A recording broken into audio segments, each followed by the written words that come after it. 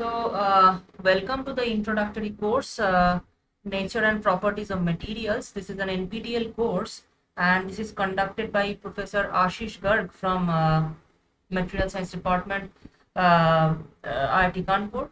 So, I am the TA in this course. I am Supratim Shaha, and I am a PhD student in the Department of Physics. So, I'll be assisting with the teaching in this course. I'll be solving the assignments that you are given at every week. This is a 8-week course, so I'll help you with the assignments that you're finding problem with.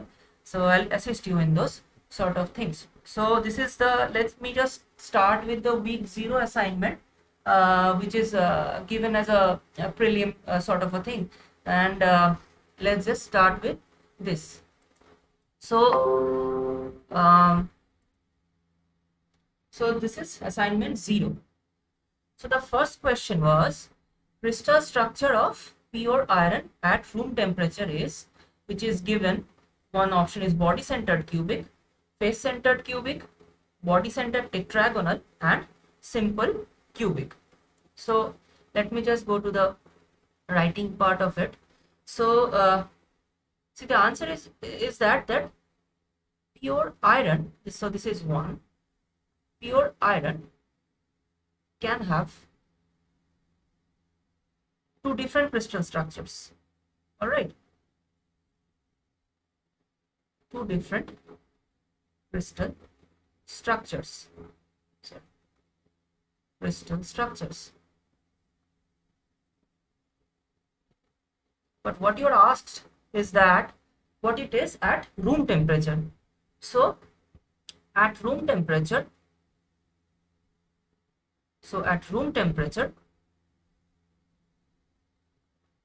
pure iron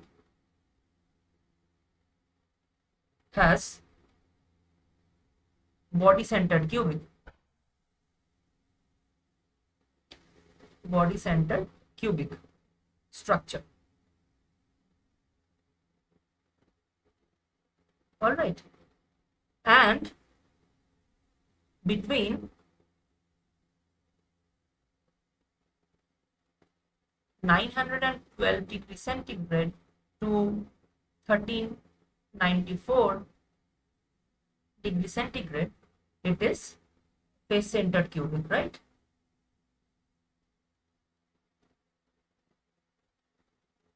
Face centered cubic. All right, and also between 1394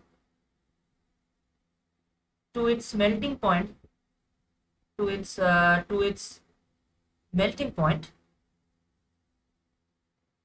point of 1538 degrees centigrade, it returns to BCC, or body centered cubic. All right, so the answer to the problem is, it is your body centered cubic. All right,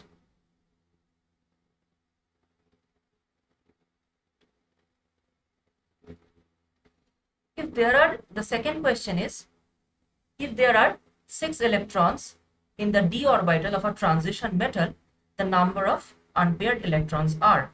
So the question that is given, if there are 6 electrons in the d orbital.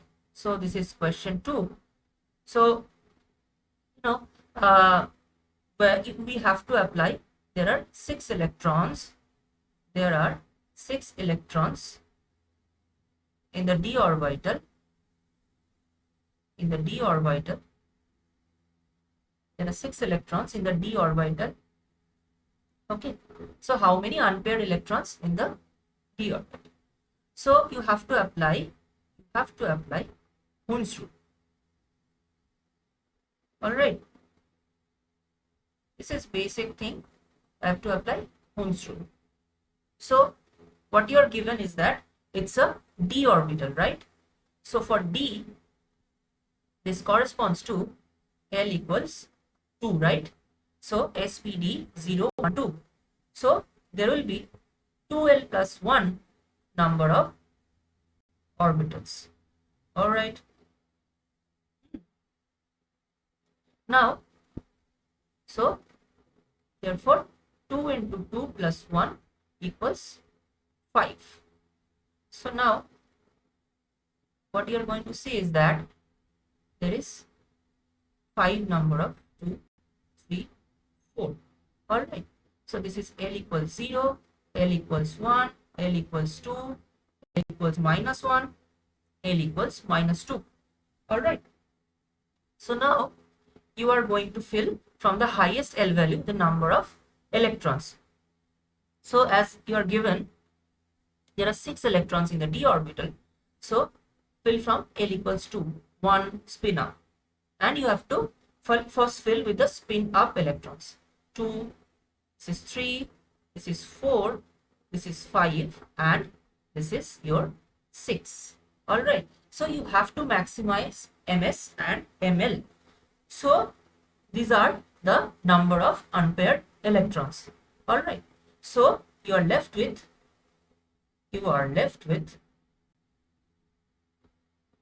4 unpaired electrons. So this is the answer to the question that you are asked. So if there are 6 electrons in the d orbital of a transition metal, so let me just check here. So if there are 6 electrons in the d orbital of a transition metal, the number of unpaired electrons are.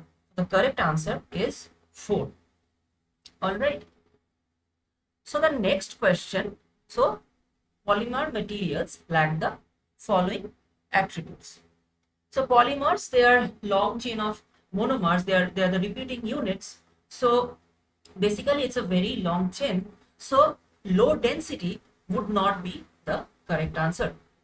And their bond, the next question we come to in the coming question, we'll see that what is the type of bonding.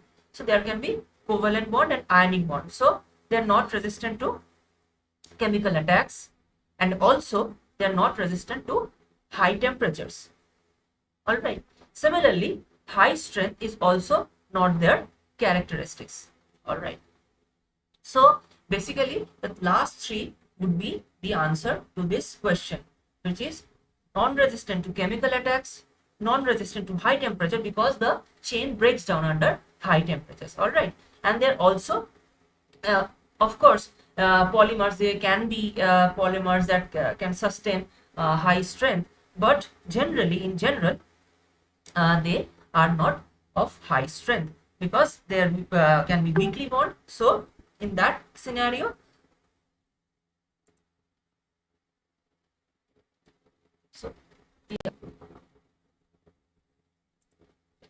so in that scenario, you are the answer would be which of these are they are lacking is that resistant to chemical attack, resistant to high temperature, and high strength. These are all not belonging to the polymer materials. All right. Then comes the question, which of the following elements is or are used for lightweight applications? All right. So you're given 4 options: aluminium, titanium, magnesium, and steel. So as far as the lightweight usage goes, so this is 4. So you have to judge from the atomic mass or the atomic weight of the given elements. Aluminium is 26.98. Titanium is your 47.86, and magnesium is very low, 305. But steel, on the other hand, is a combination of iron, carbon, manganese, phosphorus, sulfur, silicon, nickel, chromium, and many other. These are all compositions. All right. So in combination of all this becomes a thing of large atomic weight. So around 54 or so it becomes, because it's not a fundamental element, so you can't naturally put a atomic weight or atomic mass to it. So in combination of all this, it becomes 54 sort of a thing. So you can understand, so aluminium, it's pretty lightweight, magnesium in that case also it's pretty lightweight, and titanium, you see that it's used for defense purposes in various sort of artilleries and all these sort of things. They are very sturdy, so lightweight is also falls on that criteria.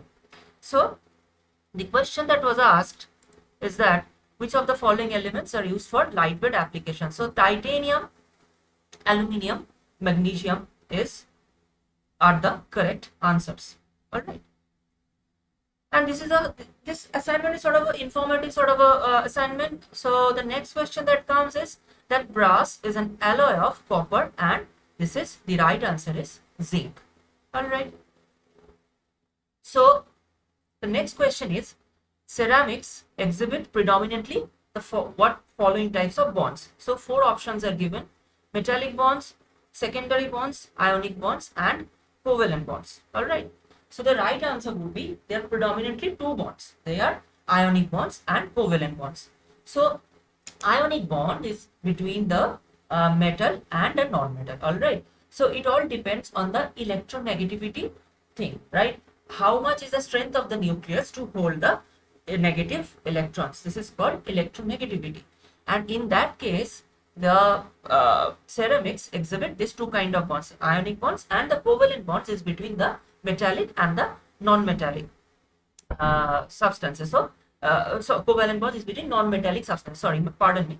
Ionic bonds is between metallic and non-metallic substances, and the covalent bonds is between 2 non-metallic substances. They share electrons, and ionic bonds is that they transfer electrons from one to the other, from metallic to the non-metallic. All right.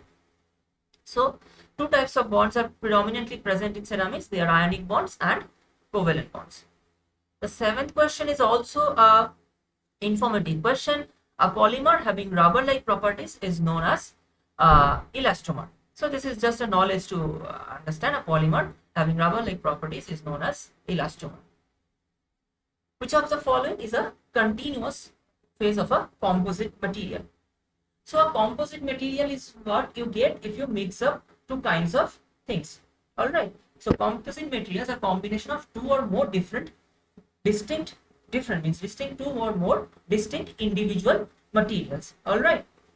So the continuous phase, the answer to this is the matrix phase. All right.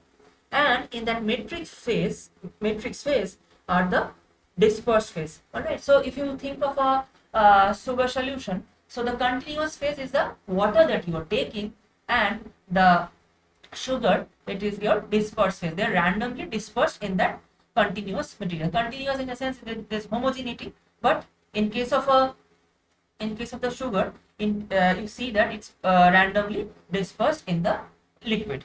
All right. So the matrix phase surrounds the dispersed phase, and that is the continuous phase in a composite material.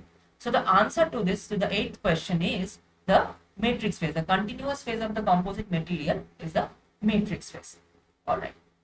The elements typically used in electronic applications are, all right.